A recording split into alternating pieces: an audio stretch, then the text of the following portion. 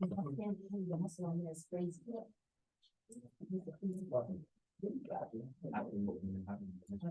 flex his left hand, the muscle on there was crazy.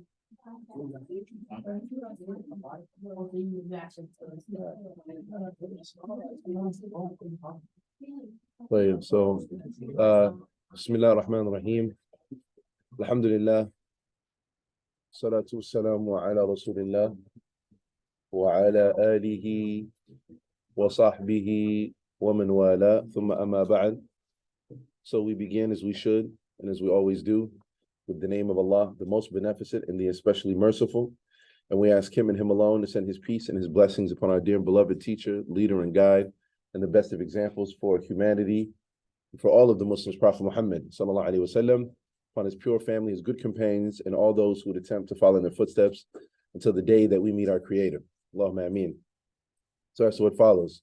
So firstly, I need one more person sitting here, and then facing the wall, right, is unacceptable. I will continue to repeat this. You should the only acceptable way is that you are facing forward, right? That you are facing forward. So there needs to be 3 people here. There needs to be 3 people over there. Who gets up? I'm not going to tell y'all, but that needs to happen though. Somebody right there and another person right there. So inshallah, quickly, what will be from the ways that we start class every time is that, sister, which means you're going to end up facing that way. So you're going to have to make proper arrangements, move a chair, do what you got to do, but it is unacceptable to face the opposite direction that the class is facing or to the wall, right? Also,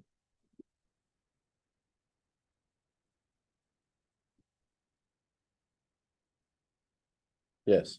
Also, we need one more person sitting there. I'm not saying who, but somebody got to get up and we got to be 3 people there. All right.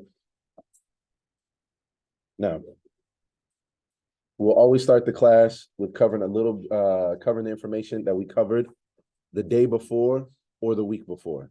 So,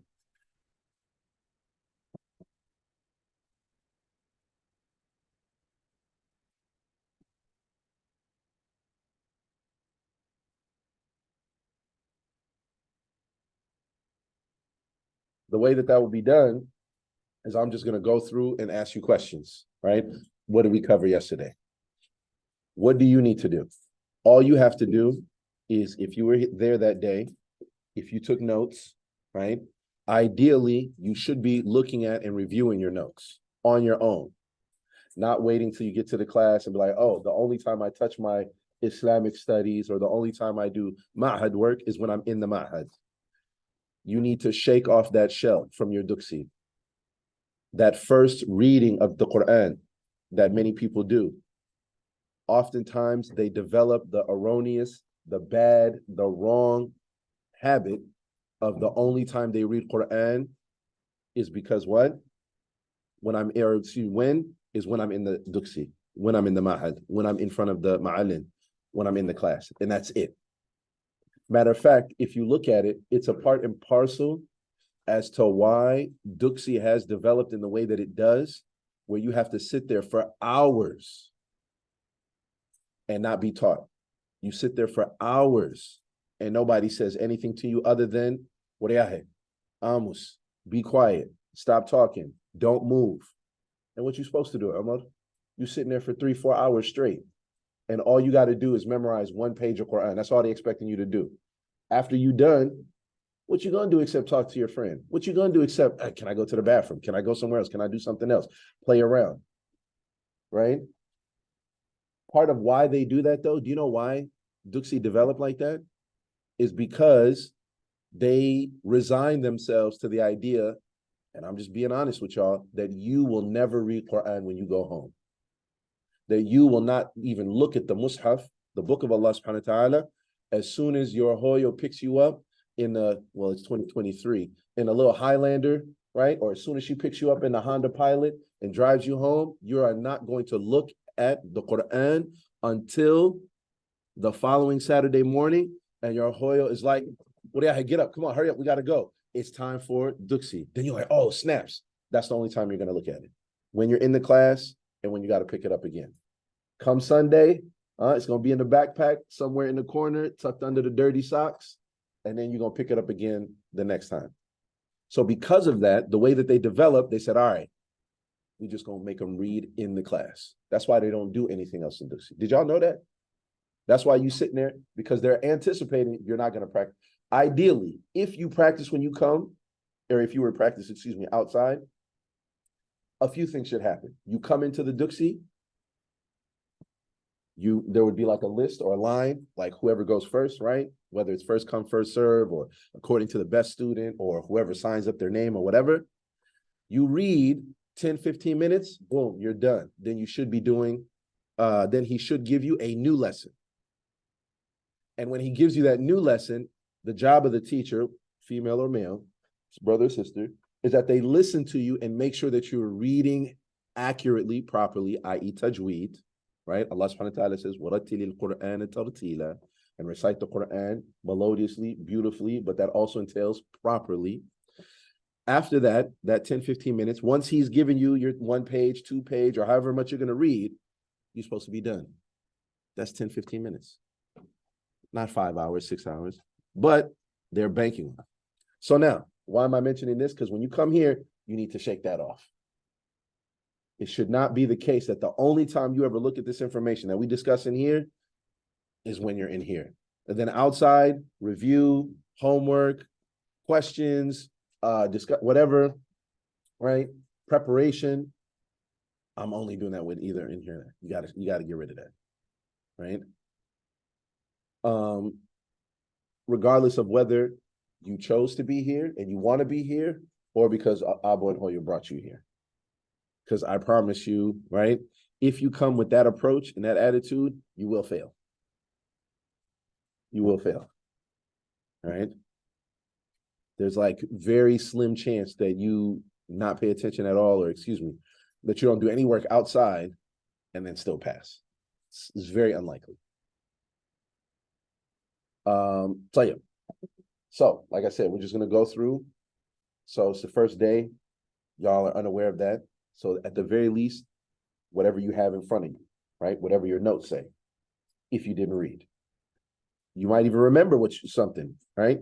You just got to mention one thing, one point that we covered yesterday. If you weren't here and I don't recognize and I still calling you, just be like, hey, I wasn't here. That's it. And we'll just move on.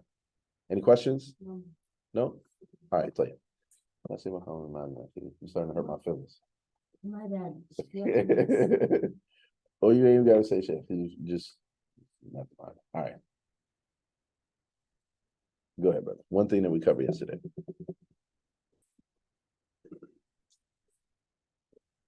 Please look at your notebook now. Please have ready, right? Beforehand. Don't wait till I get to you. I said you can. I said have it ready right now. So that when I get to you, you don't be like, oh, me? Oh, okay. Let me look right now. No. By the time I get to you, you should already be like, all right. Unless somebody essentially like stole or said what you were planning on saying. That just means which also means you got to pay attention. Because if they said something that you were planning to say, you need to move on to something else. You can't say, they said what I was going to say. And everybody's expected to participate. Player, go ahead.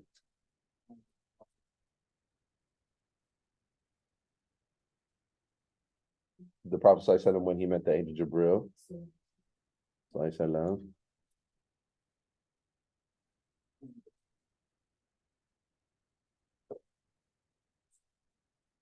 tell us.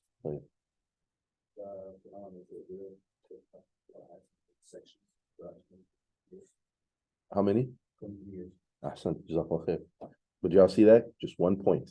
You don't have to pontificate. Doesn't have to be long. Quick and simple. Go ahead. How the Prophet read the Quran by telling them that the best of people are those who learn the Quran and teach it. Sent. Brother, and I'm sorry, do this favor for me too. Just say your name so I can get to learn all of your names. I know Sudais,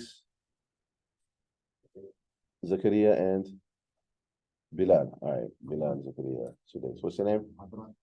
Abdullah. Go ahead.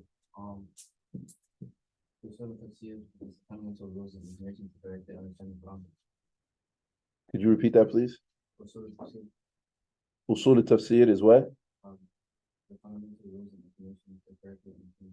Yes, sir. Jazakallah khair. So, Abdurrahman, you were up here yesterday, right? Yeah, go ahead.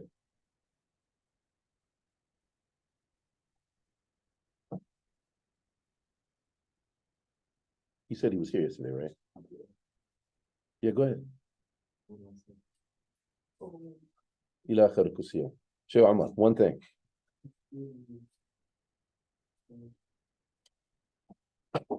Explanation of my bars. Explanation of what? Huh? Explanation of the Quran. Jazakallah khair. Good man. Yes, sister. Could you speak up, please?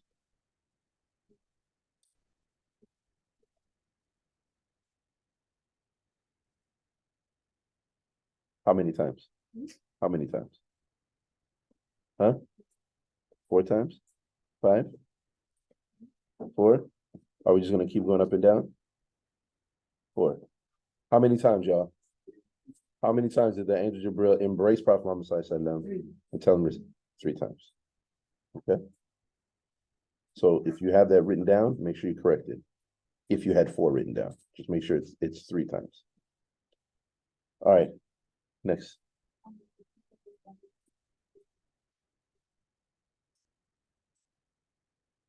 I'm sorry. Can you hear that? So just speak up.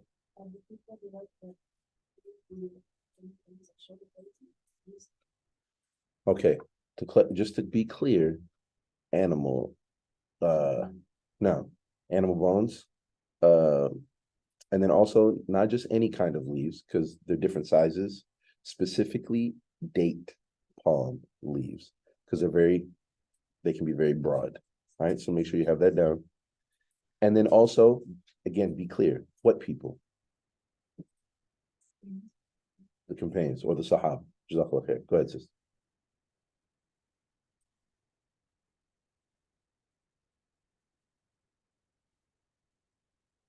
Quickly.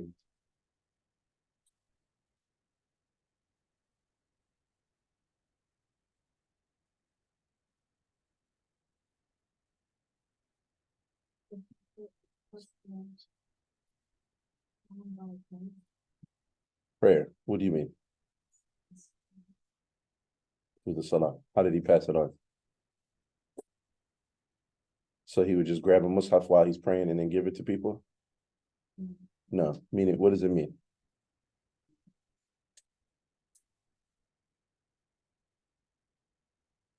It's not written there. You got to think about it. What do we mean that he passed it on in the prayer?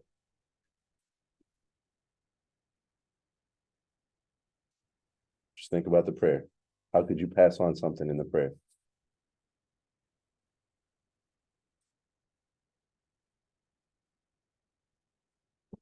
Don't worry. This sister's going to help you out. Yes, sister. How could you pass something on in the prayer? By reciting it at Dhuhr time, right? When? Okay. And what are distinct about those prayer times versus the others? Out loud. That's how it's being passed, because he's reciting out loud. I know you know that, but I want you to be able to articulate it. All right? Tell us. Jazakallah khair, sister. You're good. Go ahead. Tell us. Did you say you weren't here? Tell us. Go ahead, sister.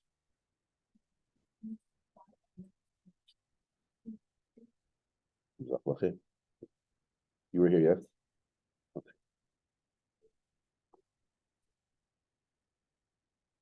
The what?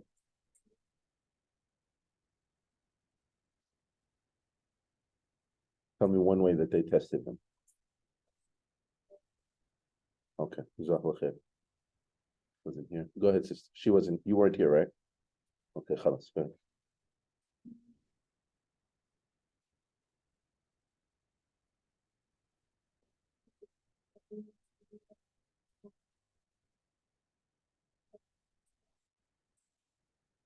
Yes. Jazakallah khair.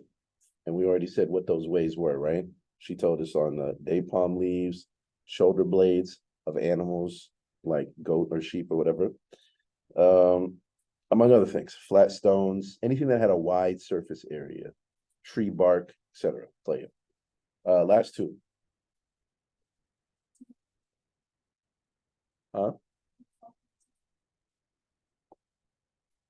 He had to memorize everything that he learned. Okay. Does anybody remember the ayah that was revealed when he was first trying to learn and memorize the Quran from the angel Jibril? I'll start it. لا تحرك لتعجل به إن علينا جمعه وقرآنه. What's the rest? فاتبع قرآنه. أحسنت. All right, طيب. خلاص. All right. Go ahead, sister.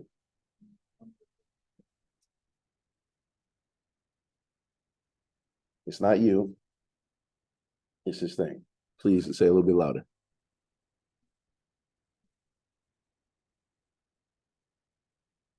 Yes, there's only a handful, right, who heard the Quran essentially from in its entirety, right, from directly from the Prophet Muhammad Sallallahu Alaihi Wasallam in his lifetime. No. So we're going to continue and hopefully finish this topic today. There's a few questions that are going to be asked, and that we're going to be trying to answer. They're going to try to answer.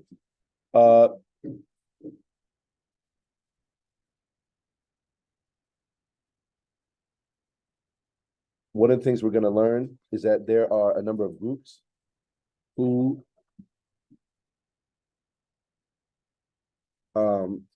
left Islam initially after the death of the Prophet Muhammad Sallallahu Alaihi Wasallam during the leadership of Abu Bakr as-Siddiq radiallahu anhu. So we're going to be learning, why did they do that? Why did they leave Islam? All right. And they're broken up into three groups. So we're going to learn, why did they leave Islam? And what was the consequence of that? After they left Islam, what did the Sahaba do? Right? Because of that. Another question that we're going to be answering is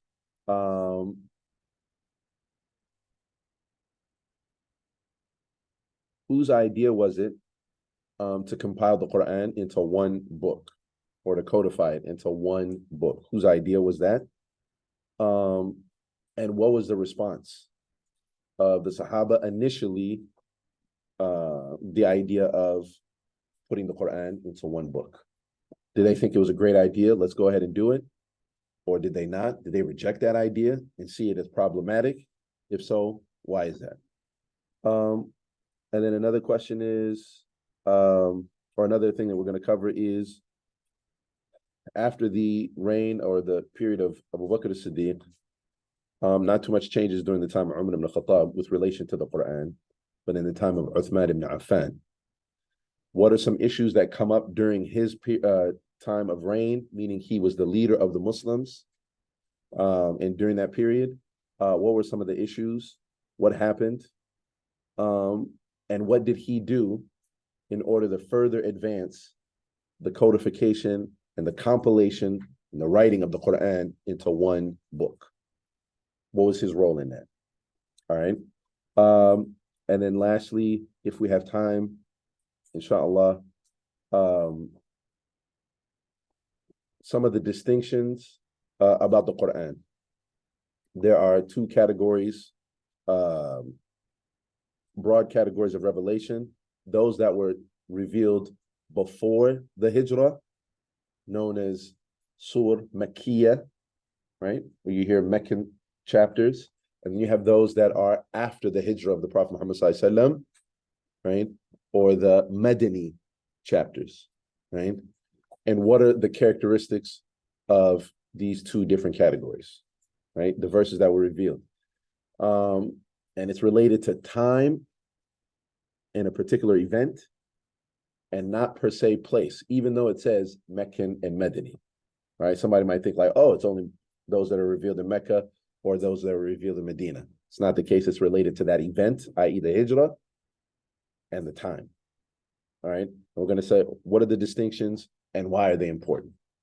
All right.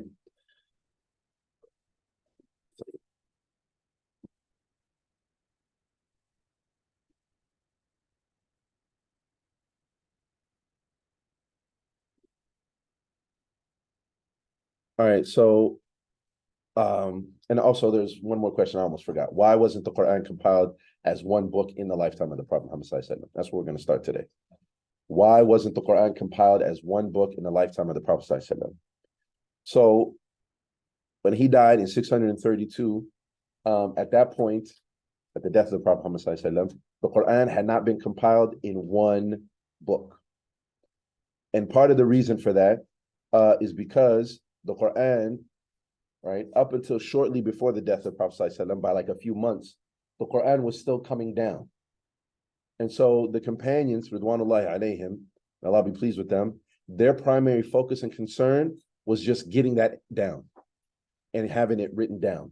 They weren't so concerned about compiling it in a book with chapters and order, table of contents, etc. They were just concerned with getting everything that the Prophet ﷺ told them from Allah subhanahu wa ta'ala. That was their primary concern. All right. So the answer to the question, why wasn't the Quran compiled as a book in the lifetime of the Prophet ﷺ?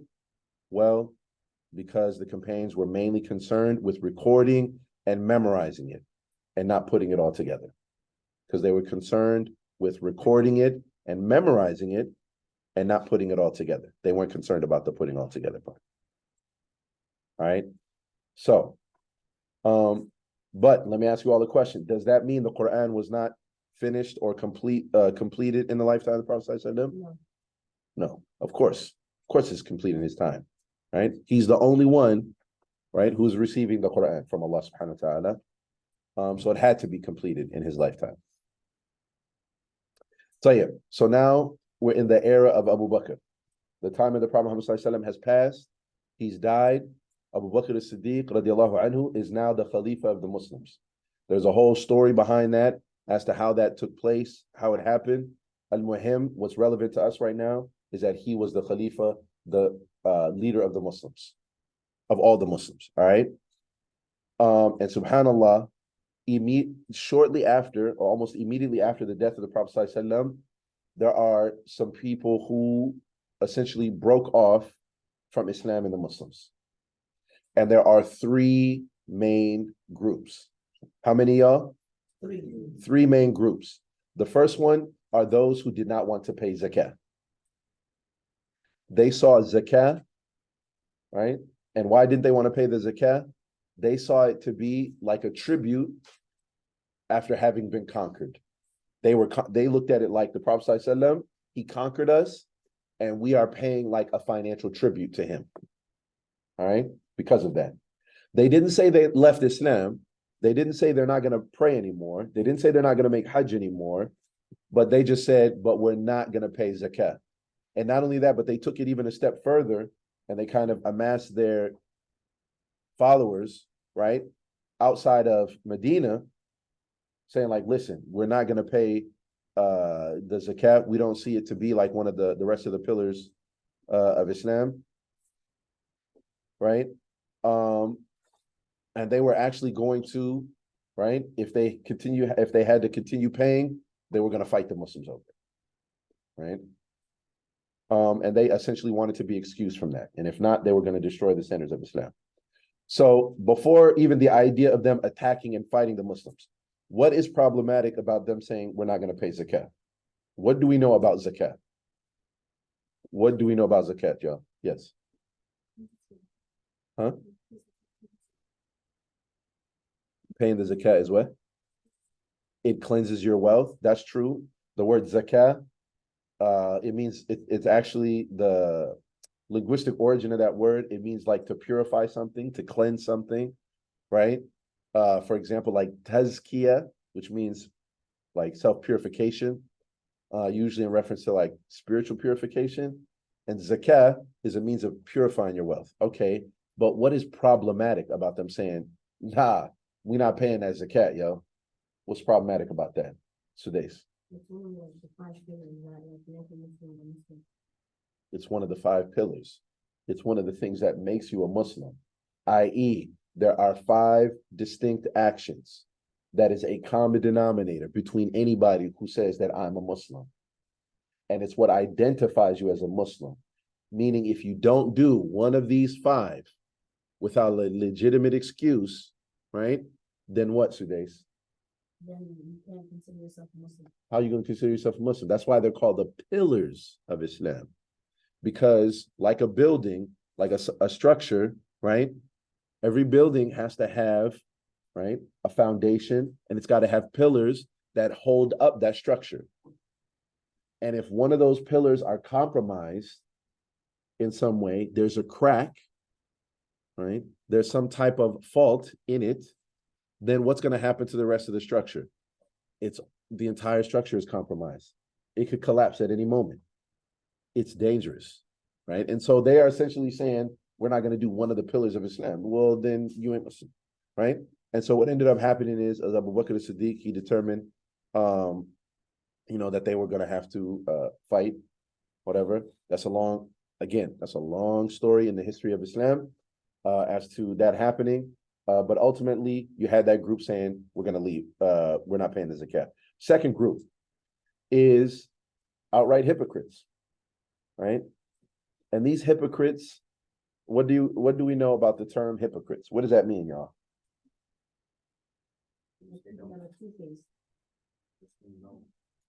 Go ahead, Zakaria. What? Okay. I mean, that doesn't mean you're a hypocrite, though. I mean, that's hypocritical. That doesn't make somebody a hypocrite, like in the Islamic technical definition.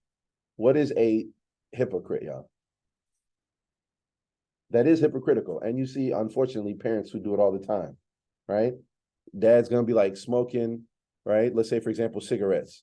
And y'all know what mira is? Or qat? You know what qat is? Y'all know qat, right? They'll eat qat and be chilling, with the habarieres. Or is it the abtios? The abtios, excuse me, right? They chilling every Friday night, but then they'll tell their son, don't smoke weed. And tell their daughter, like, you shouldn't be talking to boys, right? But his mouth is full every Friday, like this, all night, till 3 o'clock, until Fajr. They're up until Fajr, yip yapping about what's going on back home, talking about whatever, right? But then if his son came home smelling like weed, what's gonna happen, What's gonna happen if that happens? He might as well not come home, right? Might as well not, at least not for the night. He better come up with a good excuse. Wallahi, Abo, you know what I'm saying? Car broke down. I had a flat tire. I'm gonna just spend the night at somebody's house. You better not come home that night. Allah understand. That would be hypocritical. That happens all the time. Don't listen to music. I want you listening to that Lil Durk. I want you listening to that Nicki Minaj. But then they got the Barambur and whatever, and they just they listen to the back home music, but they tell you can't listen to music though. Y'all ever see that? I'm not saying your abos and hoyos do that, but y'all ever seen people do that? Allah understand. Anyways. They're fake Muslims. How are they fake Muslims? You're on the right track. Like they act like they're Muslim, but like if you were to look through like their daily routines, you wouldn't believe that they're Muslim. Like they don't have virtues. Ooh, Sudais, that's dangerous, man. There's a lot of Muslims like that right now. Okay, I mean, there's a lot of Muslims. Then we're gonna say they all hypocrites, actually, because the hypocrites, the Prophet ﷺ said, they're in the lowest of the hellfire. So you saying all these Muslims out here listening to music, got boyfriends and girlfriends, all of them are hypocrites? Is that what you're saying, Sudais? That they're basically kuffar, that's what you're saying.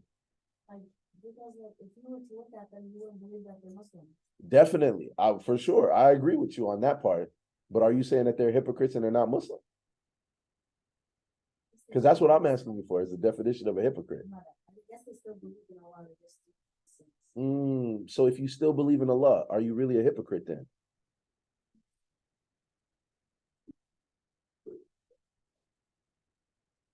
Well, like, what if you believe in Allah, but like you're still doing sins because you think he's forgiven just because you believe he's dead?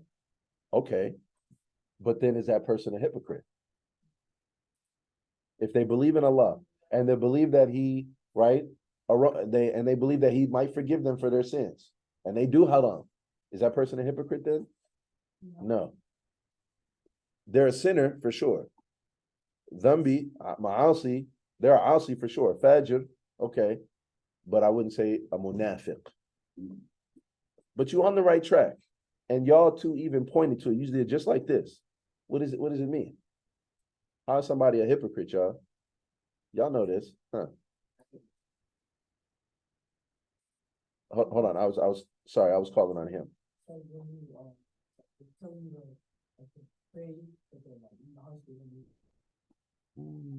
In their hearts, on the inside. On the inside, they don't believe, but on the outside, they're saying they say I believe, they believe. They're doing all the acts, right? So it's actually not that they're having a lifestyle that's contrary to Islam.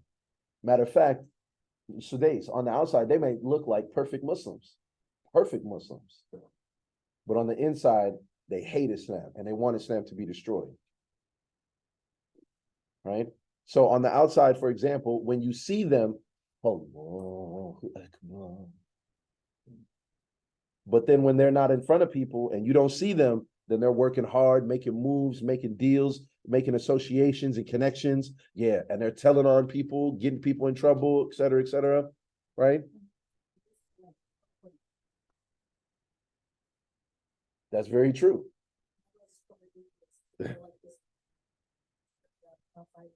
And so here's the thing though. So why did they do that? All right, this group, they didn't believe in Allah and his messenger. They wanted to destroy Islam so that they didn't have to do, so they could do whatever they wanted to do, right? Essentially what was happening is, they're like, man, the Muslims beat the Quraysh, which is like the largest, most significant tribe, the most prestigious tribe at that time, the Quraysh.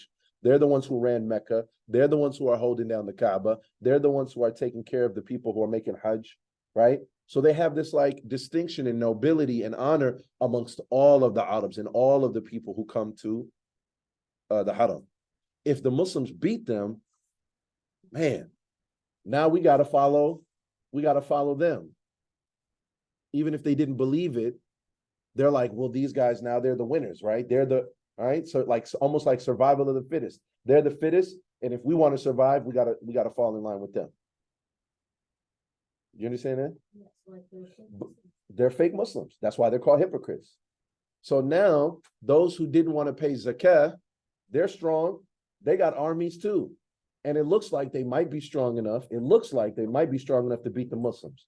So now their true colors come out. They said, well, if they might be able to beat the Muslims, we didn't want to be Muslim anyways. If we join them, we might have a chance to get up out of this yoke of, I got to pray 5 times a day. They taking some of my money. I got to cover, or my wife has to cover, etc. All this stuff. Why we got to do all this? I didn't want to do all this stuff. And now this is our chance to get up out of it. Tell you. Third group is they outright claimed they were prophets. There were other people, right? People who claimed that they were prophets. You call this category false prophets. So the first one, no zakat. Second one, they were hypocrites. Third is false prophets. And there were multiple people. There are multiple people, namely 3. One was Musaylama al-Kadhab. Musaylama al-Kadhab, right? He was from the Najd, right? From an area called Yamama. And he was from the tribe of Hanifa, right? Musaylama al-Kadhab. He was one. Another one was al-Aswad al-Anasi, right? Aswad al-Anasi, right? He also claimed to be a prophet, and he took over, right? They actually fought some battles, right? They actually fought some battles and won some different regions.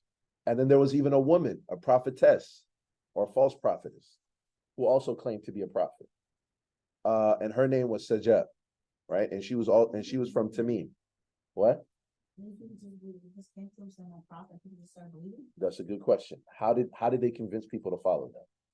They basically said, listen, we've been given revelation. The biggest thing that they used to convince people to join them, and they essentially abrogated whatever the Prophet ﷺ said to do.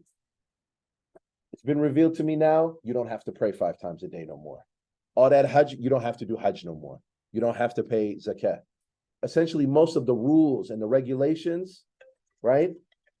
They're saying you don't have to do that no more. So that was how they enticed a lot of people or some people to follow them. All right. So now, okay, so you have people leaving Islam, or you have these three groups. So what happens? Wars are fought. Abu Bakr as-Siddiq, right? He's the leader. He has to get all of these people in line. And these battles and this war, they were called the Ridda Wars. And Ridda is someone who leaves the fold of Islam or goes outside of Islam. Ridda means to leave the fold of Islam. A murtad, excuse me, someone who leaves Islam. So those were called the Ridda Wars, fighting these different groups. Eventually, they overcame all of them. Wow. Eventually, obviously, we're Muslim right now, right? So they had to have won, right? That's how we hear. Yeah. And so what happened is that during those wars, the people who almost always were in the front line, they were the vanguard and they were the tip of the spear, were hufaz of the Quran, people who memorized the Quran. And part of the reason why they were always there is because they knew about the ayat and the rewards that Allah subhanahu wa ta'ala promises for those who fight jihad, the rewards of those people who fight defending the cause of Islam, La ilaha illallah Muhammadur Rasulullah. So they were always on the front lines. So almost immediately what happens is large numbers of people who had memorized the Quran were dying. Large numbers of people who memorized the Quran were dying.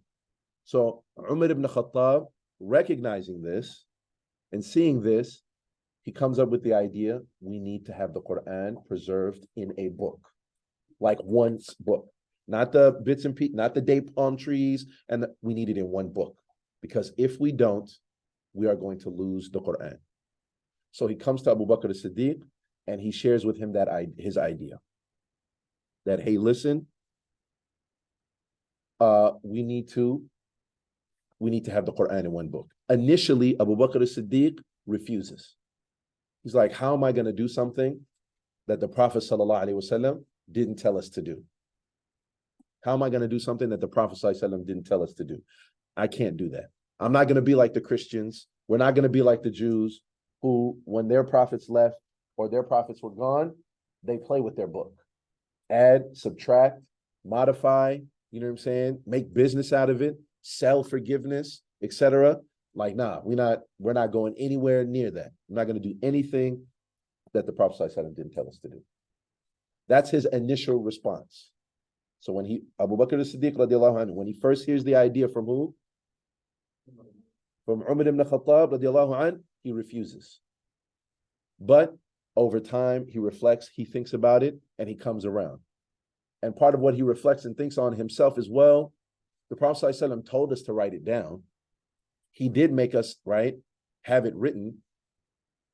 All we're doing is completing what he told us to do, right? Because every time that there was a portion revealed, every time some ayat came down, every time a surah came down, he would have his scribes like Muawiyah ibn Abi Sufyan, radiallahu an, Zayd ibn Thabit, and others, right? They would be told, yo, you need to come, you need to write this down. So he's like, okay, well, if they're already doing that, then us just putting it to collecting in one book, we're not adding to Islam. We're not modifying or changing Islam. We're simply completing what the Prophet ﷺ started in the first place.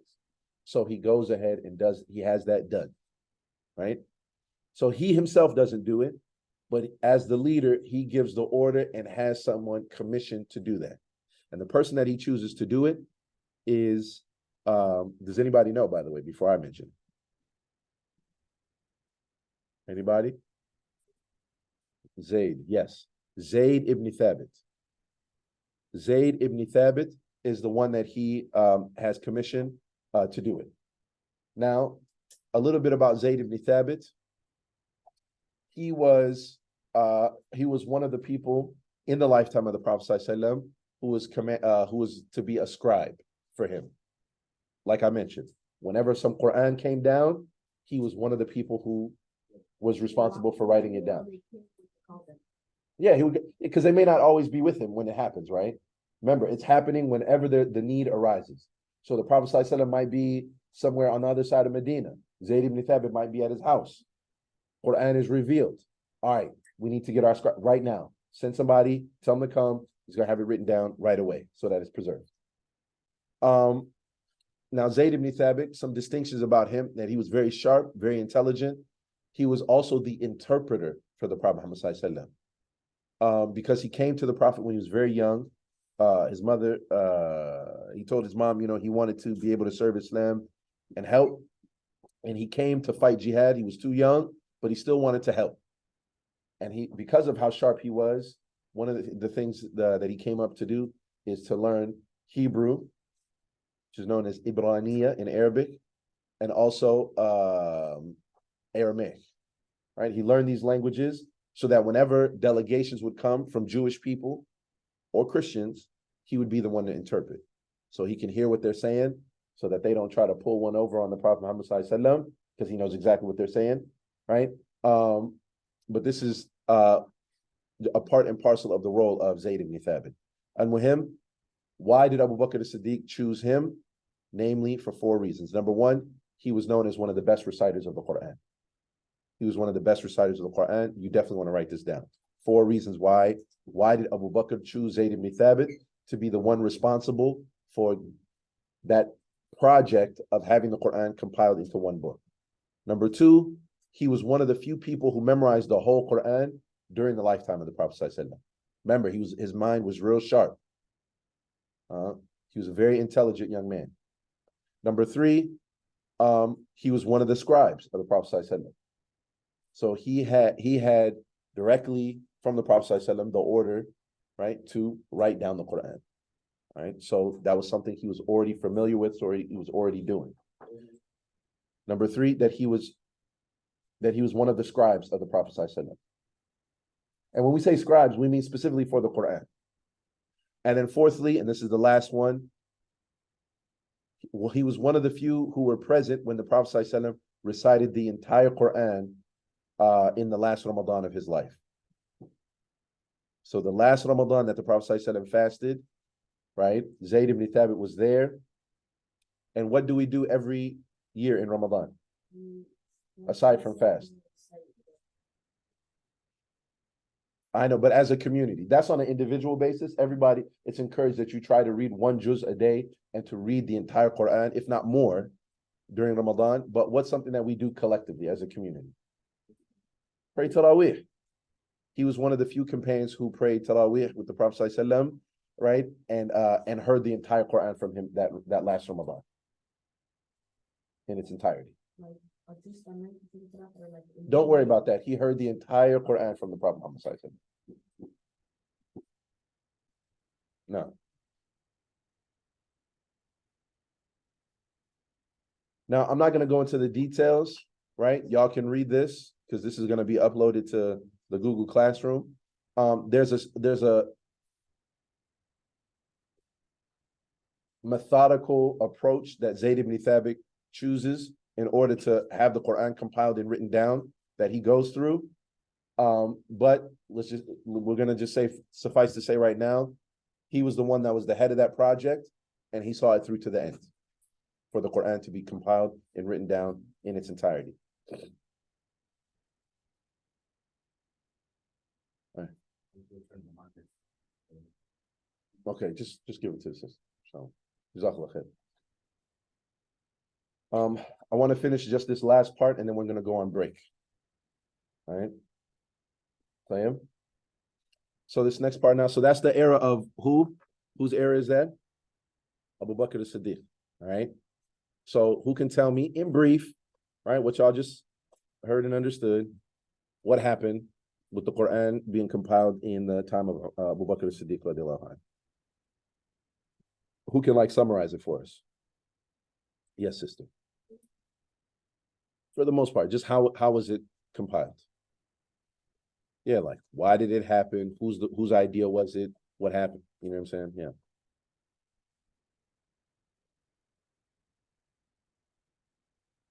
And why were they done?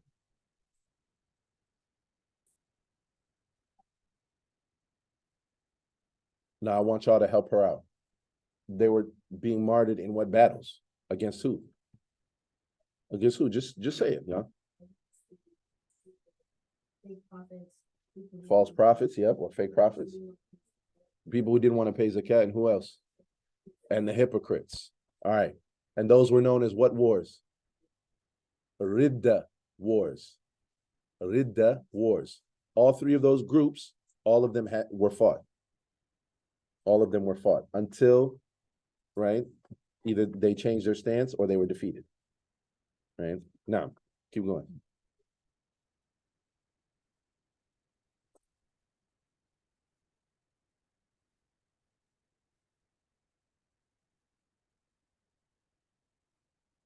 So initially, he doesn't want to. So then what happens?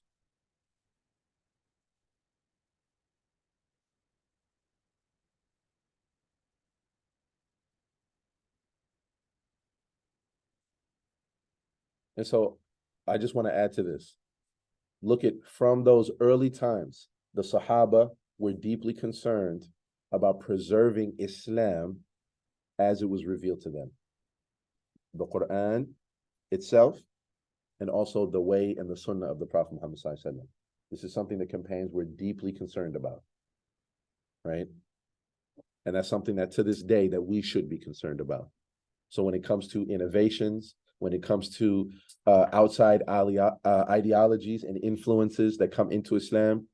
So for example, someone who says that I'm a liberal Muslim, or that I'm you know what I'm saying, feminist Muslim, or they say that I am a red pill, which would be like the antithesis or the opposite of somebody being a feminist, right?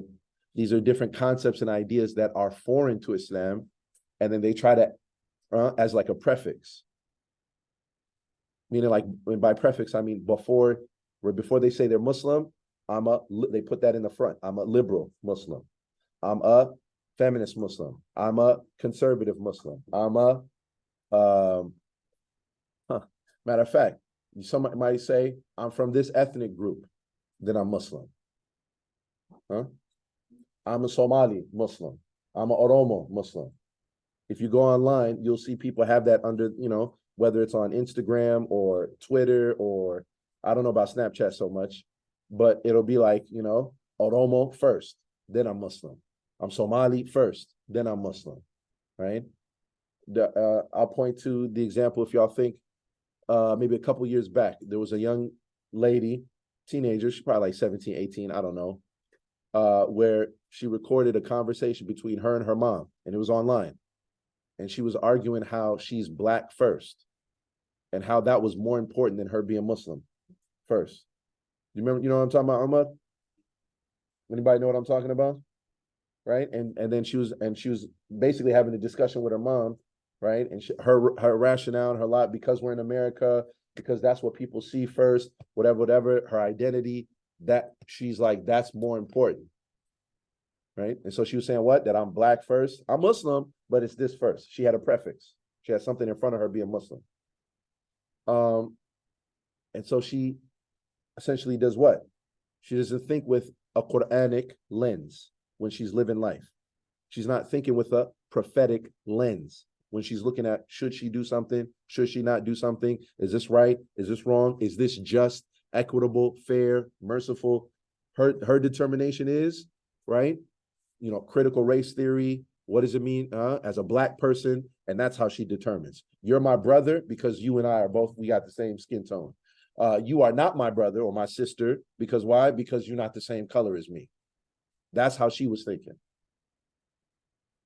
But the Sahaba, they were concerned, right? They were still living life, still doing what they had to do.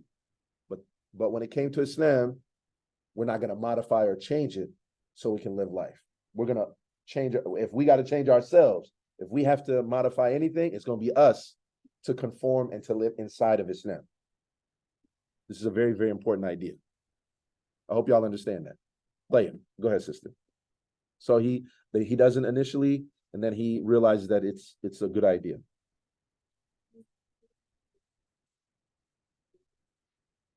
Zayd ibn Thabit. You need to know his full name. Zayd ibn Thabit. If you don't have it written down, make sure you get it now. Zayd ibn Thabit. All right.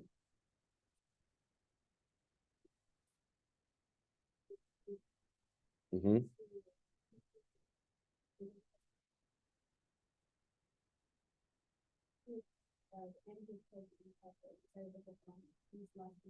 Yep. Ahsanti.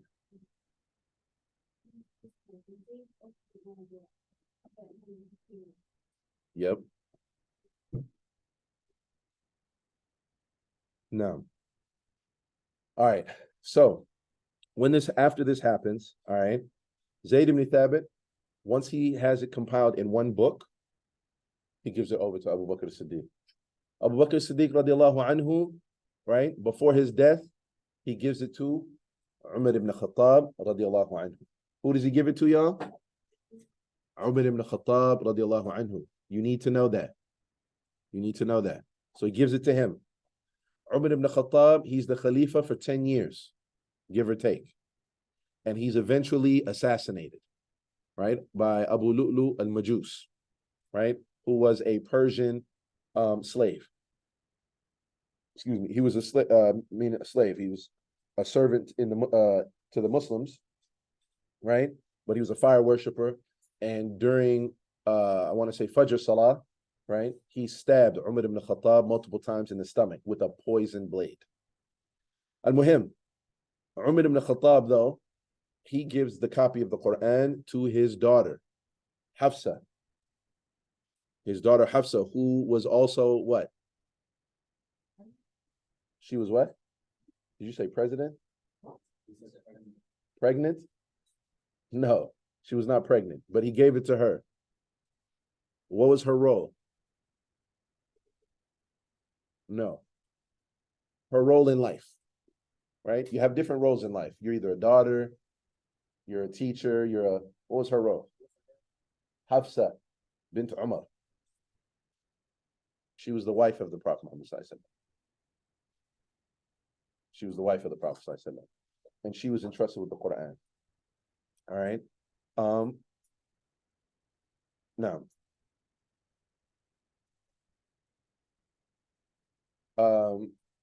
one of the things though that she did that was unique is that she used to make the Quran available for anybody who wanted to do one of two things. Either they wanted to check the copy that they had against that, right? Like if it's correct, or their memory. They wanted to check like what I memorized, what I know, I want to check it to that. So she used to make it available for the public to come, okay? Huh? Would they just come and they can read it and look at it? La hawla wa la quwwata illa billah. Of course it would matter. We'll see. Think she's just gonna be like, here, go ahead, take that copy and then just bring it back whenever you feel like it? La akhi, it's one copy in the entire ummah. Yeah.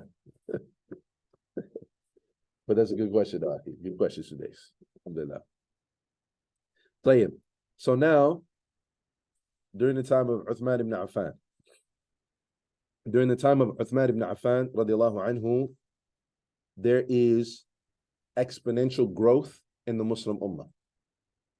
During his reign, during his time, so Umar ibn Khattab has been assassinated. Yeah, go ahead. Right? And then, but before he died, he chose a committee of 6 companions to choose who his successor would be, who's going to be the leader after him. Right? Huh? Yeah.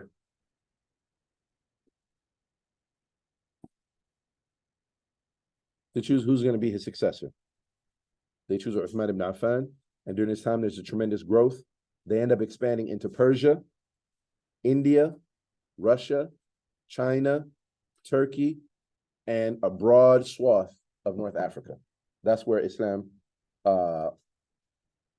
fights and ends up conquering, and they become a part of the Muslim Ummah. Right? And if you look at it, those are vastly or drastically different types of people with different languages, backgrounds, cultures, etc. Right? Now they're coming into the fold of Islam.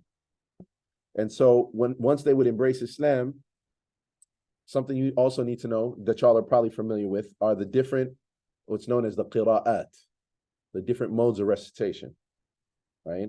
So when they become Muslim, depending on which Sahabi, and if not a Sahabi, right, students of the Sahaba, who end up going to those different places, they're teaching people Quran. It would be according to whatever mode of recitation or qira'ah that they know. So some people in Turkey are reading one qira'ah. Then you have people who are in China reading a different qira'ah. Then you have people in North Africa who are reading a different qira'ah. When these people somehow cross paths, like traveling, trading, business, whatever, and they hear this different qira'ah, they're going to say, nah, you ain't reading the Quran, right? That's wrong. It's correct. All of them are from the Prophet Muhammad ﷺ, but they haven't heard it before because they only learned one mode of recitation. So there starts to be confusion amongst the ummah. And then not only that, some, they might even be aware of the other modes of recitation, but they'd be like, ours is the best. When in reality, they're all from the Prophet Muhammad ﷺ. How are you going to claim it's the best when they're all from the same source? You understand? So now, yeah.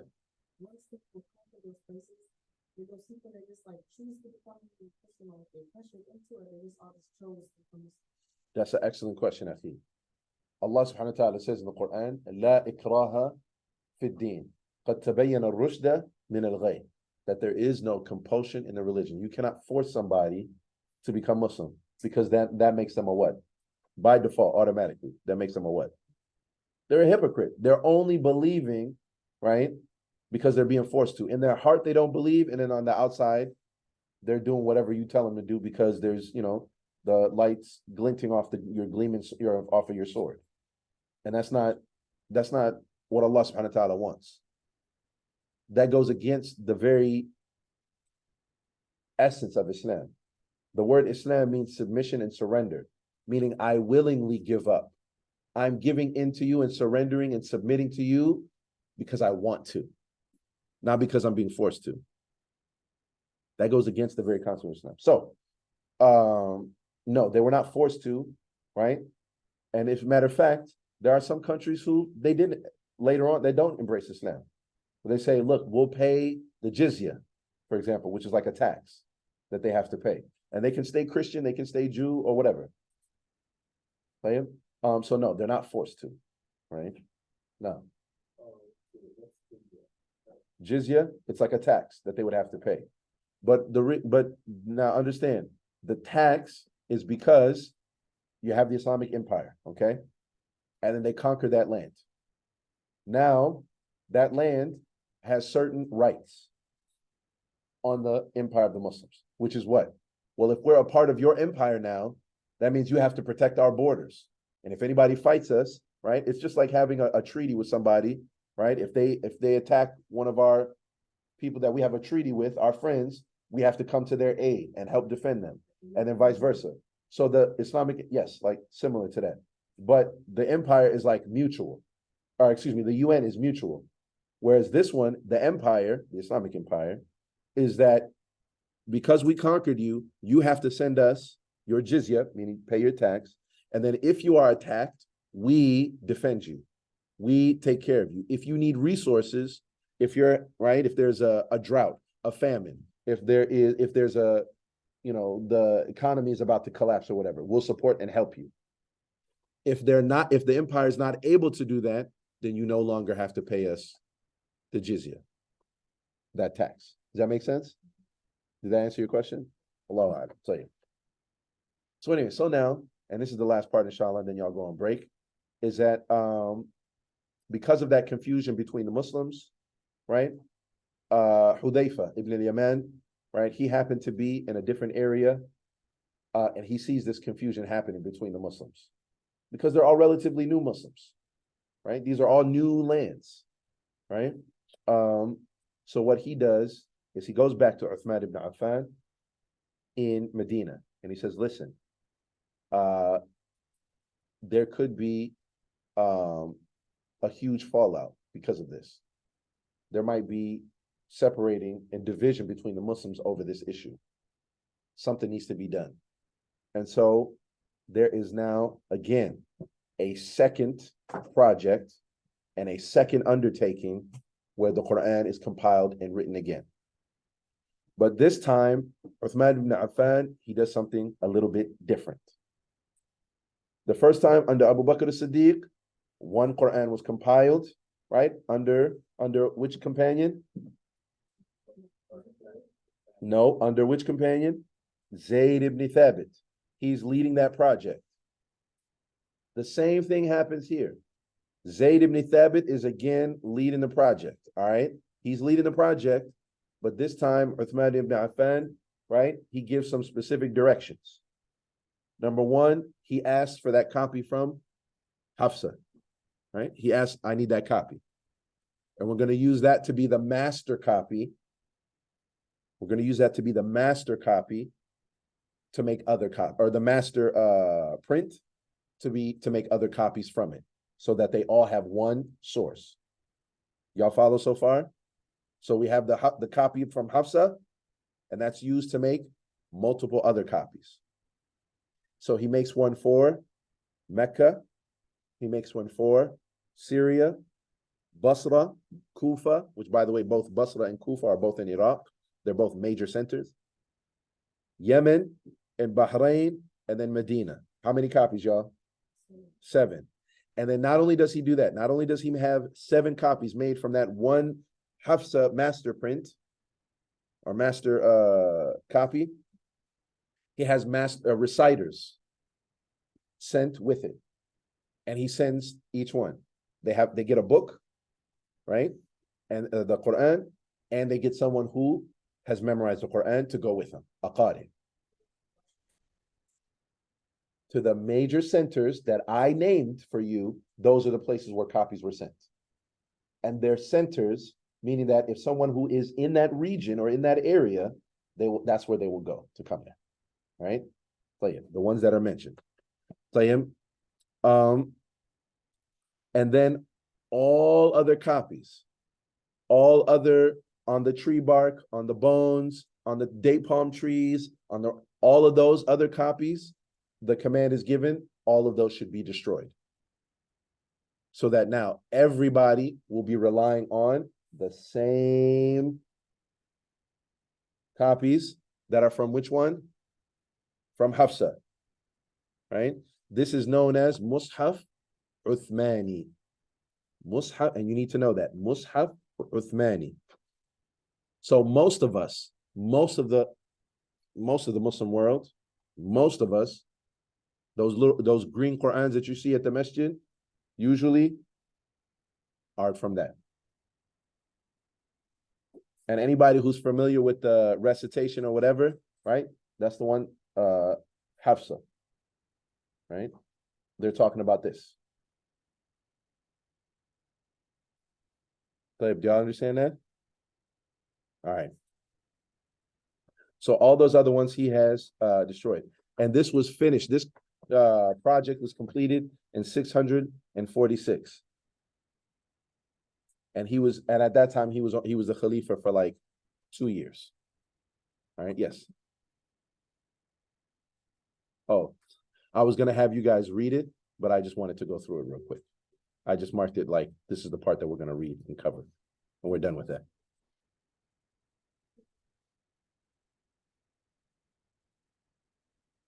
Those parts that I highlighted, yes, that was to what you call it, for y'all to have written down or whatever. But again, you don't have to copy it verbatim. I just need you to have that idea. Now, as far as this part is concerned, same thing. You need to have it written down. Do you need to write everything? No. What are the main things that you need to know from these 2 blocks that I've mentioned? Number 1, this is the second writing of the Quran. Number 1. Who had it commissioned? Meaning that they gave the order to get it done? Uthman ibn Affan. Who gave him the idea? Hudayfa ibn al-Yaman. Why did he give him the idea? Because of the confusion that was happening between the new Muslims and the new lands. Because of the confusion that was happening between the new Muslims and the new lands. And what would be a consequence of that confusion? Breaking up, schisms, and separating of the Muslims. When he gives the command, who does he put in charge of the project again? Zayd ibn Thabit, right? What is ultimately what ends up happening after the copies are made, all other copies are ordered to be, and not copies, because other people didn't have full copies of the Quran, but those portions that they had, because they might have notes in it. They might have different things in it, right? Their own understanding of, those ayat, etc. And their notes, all other copies are ordered to be destroyed, right? And what ends up, right? And those 7 copies, what's done with them? A reciter and the copies are sent to those different places, right? So we said what? We said Mecca, Syria, Basra, Kufa, Bahrain, Yemen, and Medina. All those 7 places. Right? And that's essentially it. So summarize that however you can.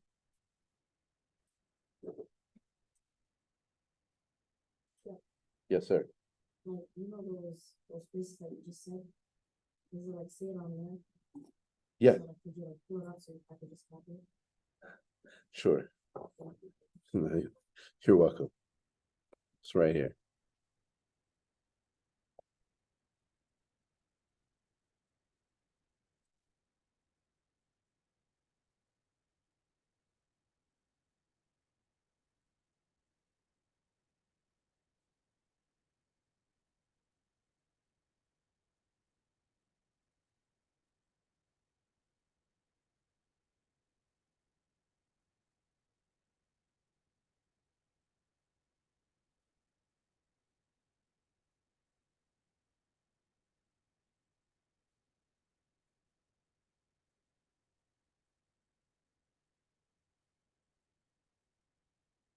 All right. So if you're done writing this, then you can take a 5-minute break. If not, I'll just finish explaining why this is significant and important. Again, this is important for you all to know and to understand so that you know, like, the lineage, the heritage, the story of the Quran, because it's what, again, like I said, it's what's going to give you confidence in its preservation, in its collection, in its authenticity, right? That it's accurate. And you can also see how Allah subhanahu wa ta'ala used and utilized, right, human beings, right, in order to preserve the Quran, right? That Allah subhanahu wa ta'ala, how he used them in order to preserve and protect the Quran. And then also, it reminds us that whenever every ayah that you memorize, every Quranic verse that you read, that you teach to someone else, you are a part and parcel of that vanguard of people who are protecting and preserving the Quran and fulfilling the ayah where Allah subhanahu wa ta'ala says, "Inna nahnu nazzalna dhikr wa inna lahu lahafidhun." Right? That we're the ones who sent down the Quran, the dhikr, the remembrance, and we're the ones who preserve it and protect it, right? And this is part of the worldly means, the way that Allah subhanahu wa ta'ala preserved the Quran is through people memorizing it. And it's what's going to help you when you have non-Muslims asking you, like, how do you know it's not the right, or how do you know this is the real one? How do you know it's the right one, etc. Or even you yourself, if you have doubts, if you have issues and questions. Like I said, when I asked y'all before we started talking about it, most of y'all said, like, no, we ain't never heard it before, like how the Quran. All we know is there's a book and we're being told to memorize it. That's all we know. You know what I'm saying? But khair, may Allah subhanahu wa ta'ala, make us from the people of the Quran and make us amongst those who protect, preserve it, and be a part of that legacy. Allahumma ameen. So we said we'll take a 5-minute break. I want to go ahead, inshallah. And then when you come back, we're going to continue on with hadith. All right? Inshallah. Assalamu alaikum.